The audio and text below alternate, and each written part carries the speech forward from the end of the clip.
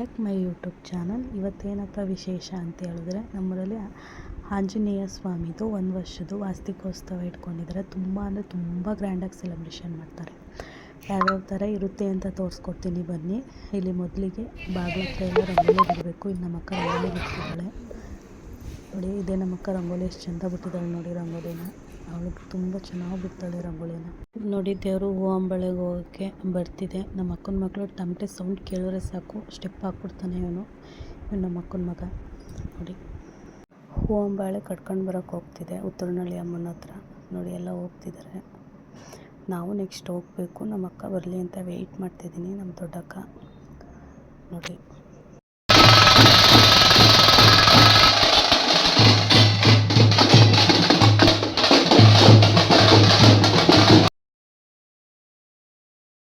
ನಾವು ರಂಗೋಲಿ ಎಲ್ಲ ಬಿಟ್ಬಿಟ್ಟು ಮತ್ತು ನಮ್ಮ ಅಕ್ಕ ದೊಡ್ಡಕ್ಕ ಬರಬೇಕಾಗಿತ್ತು.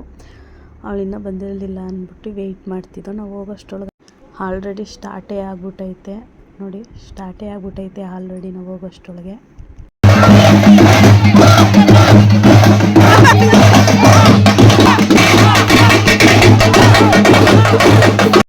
ನೋಡಿ ನಮ್ಮೂರ ಆಂಜನೇಯ ಎಷ್ಟು ಚೆನ್ನಾಗಿ ಅಲಂಕಾರ ಮಾಡಿದ್ದಾರೆ. ತುಂಬ ಚೆನ್ನಾಗಂದರೆ ಚೆನ್ನಾಗಿ ಅಲಂಕಾರ ಮಾಡಿದ್ದಾರೆ ನೋಡಿ.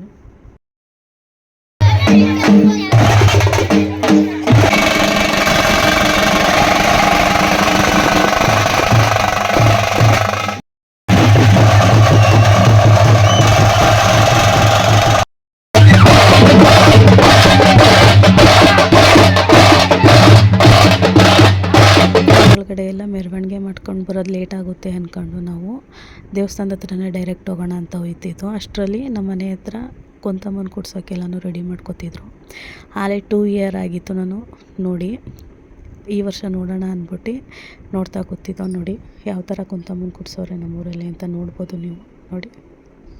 ಕಡೆ ಕಾರ್ತಿಕೆಗೆ ಕೊಂತಮ್ಮನ ಹುಳಿ ಒಳಗೆ ಬಿಟ್ಬಿಡ್ತಾರೆ.